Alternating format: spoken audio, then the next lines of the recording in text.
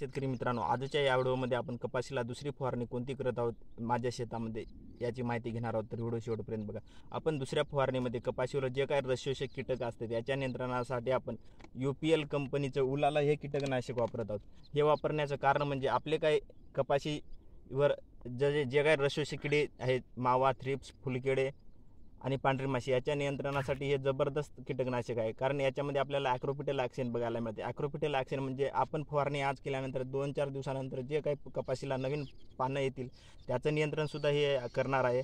तसेच याच्यामध्ये झायलोमॅक्सिनसुद्धा बघायला मिळते. कारण रस केला तर याच्यामधून ऑक्सिन असल्यामुळे ट्रान्सलेमिनार ऑक्सिन असल्यामुळे पानाच्या खालीसुद्धा औषध जाणार आहे आणि जे काही रसशोषक किडे लपलेले आहेत यावर नियंत्रण मिळते. हे जर आपल्याला बाजारात मिळत नसेल तर याचा अल्टरनेटिव्ह आपल्याला स्वाल कंपनीच्या पनामा या कीटकनाशकामध्ये मिळते. याची किंमत आपल्याला बाजारामध्ये जवळपास 550 रुपयाला मिळते आणि हे 520-30 रुपयाला आपल्याला बाजारात मिळते 60 ग्रॅमची.